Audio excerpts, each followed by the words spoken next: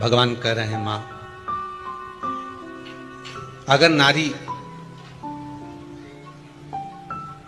अपने पुत्र और अपने पति के लिए, उसकी उम्र की वृद्धि के लिए, रोग मुक्ति के लिए किसी को कष्ट नहीं देना, के चक्कर में अगर दूसरा दुखी हो रहा है तो वो दुख नहीं, अपने चक्कर में किसी को कष्ट नहीं होना चाहिए।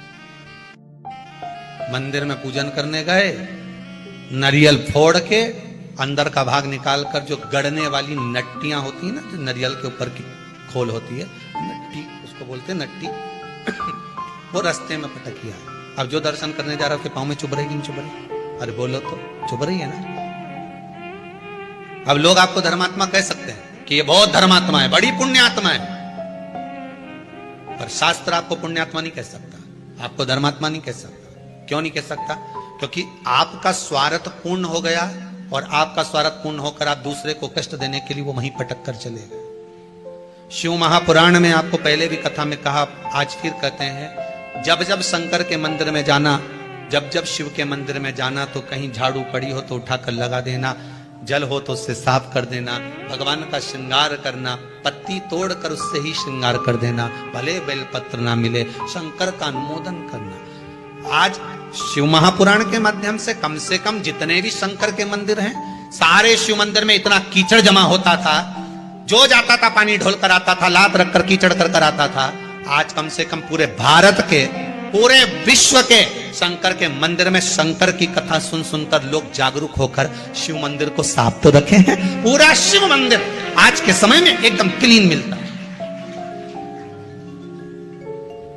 लोग जान गए कि शंकर के मंदिर में दिया लगाने का क्या फल है, शंकर को बेलपत्र चढ़ाने का क्या फल है, शंकर के मंदिर में बुआरी काटने का, झाड़ू लगाने का, पोछा लगाने का, शिव को उस मंदिर को क्लीन करने का क्या फल।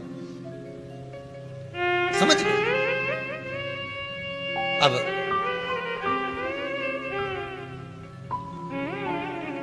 महाराज नयन जल था, धनेश्वर को बुलाया राजा चंद्रहास। राजा चंद्रहास ने पूछा, तुम्हारा चेहरा बहुत उतरा हुआ है, आपका चेहरा बड़ा उतरा है, आपकी धर्म पत्नी का चेहरा भी जो इतना सुख है उसके पास में, तो क्यों उतरा है? तो राजा चंद्रहास बड़ा धर्मात्मा था, और धनेश्वर भी धर्मात्मा थे, ब्राह्मण है, धर्मात्मा भी हो, बड़े धर्मात्मा थे। क्या बात है, आपका चेहरा उतरा हुआ है? प्रभु कारण केवल एक है, सारा सुख भगवान ने दिया, संपदा भी दी, दौलत भी दी, सत्ता भी दी, सारा वैभव हमको दिया है, पर भगवान ने गोदी में संतान नहीं दी है। हर महादेव। भगवान कृष्ण से माता यशोदा जी ने पूछा, कन्हैया मान लो किसी नारी का पुत्र या पति रोग से ग्रसित हो,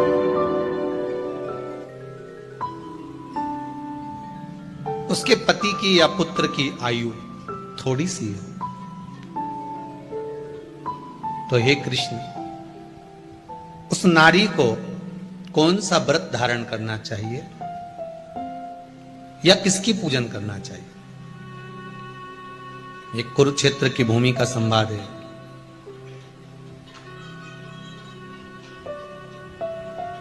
भगवान कह रहे हैं मां, अगर नारी अपने पुत्र और अपने पति के लिए, उसकी उम्र की वृद्धि के लिए, रोग मुक्ति के लिए, विश्व के ताप को कम करने वाले चंद्रदेव की आराधना, पूर्णिमा के व्रत को धारण करती है, तो नारी उस व्रत के प्रभाव से अपने पुत्र और पति की बीमारी को, रोग को हर लेती है।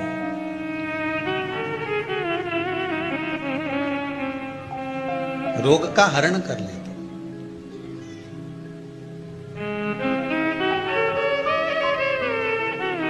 महाराज, जो बच्चा बुद्धि से विकलांग हो, विद्या में कमजोर हो, परीक्षा हॉल में पेपर देते समय भूल जाता हूं,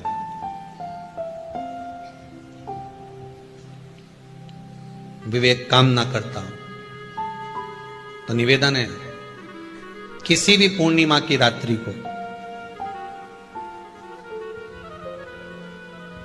12 बजे गाय के, गौ माता देसी गाय के जो 4 थन होते हैं, उन 4 थन में से जो आगे के थन होते हैं, 2 पीछे की ओर होते हैं, 2 आगे की ओर होते हैं, तो जो